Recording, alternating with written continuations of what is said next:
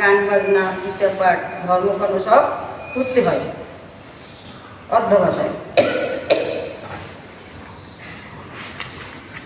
তাইলে আবার তোমরা উত্তর দিন। ধর্ম কি বলো, লক্ষ্য কি বলো, বলো লক্ষ্য কি? আমি বলছি না, তোমরাও বলো লক্ষ্য কি। বুঝো নাই? আগে একটা পড়াইলাম। লক্ষ্য কি? মহামুক্তি, আত্মোপলব্ধি। ধর্ম কি? ত্যাগ, সংযম, সত্য, ব্রহ্মচর্য। মহামৃত্যু কি?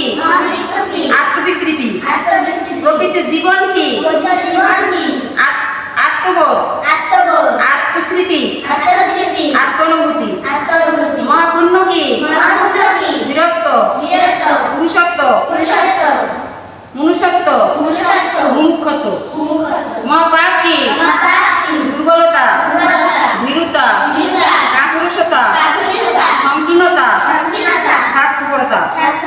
মহাশক্তি কি? ধৈর্য, সহিষ্ণুতা। মহাসম্বল কি?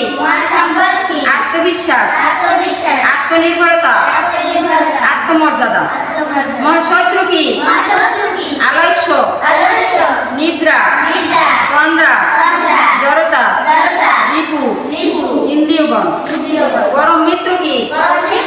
উদ্যম, উৎসাহ, অধ্যবসায়। এই 5টি সঙ্গবাণী, এই 5টি বাণী তোমরা মুখস্থ করবা। ঠিক আছে? লিখে নিও খাতায়।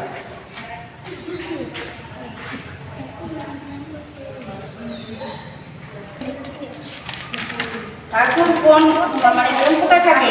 কোন দিকে? উত্তরের বিডিতে। ঠাকুর উত্তরের বিডিতে থাকে।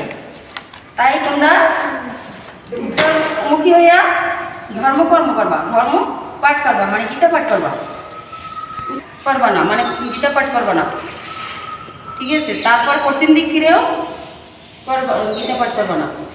উত্তরমুখী নয়তোবা পূর্বমুখী হইয়া গীতা পাঠ করবা। ঠিক আছে?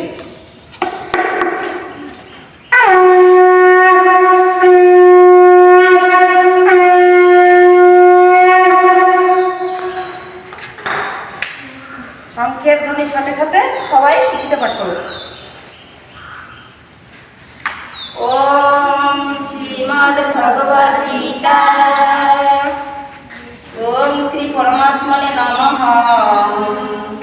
হে কৃষ্ণ করুণা সিন্ধু দীনবন্ধু জগৎপতে গোপেশ গোপিকা কান্ত রাধা কান্ত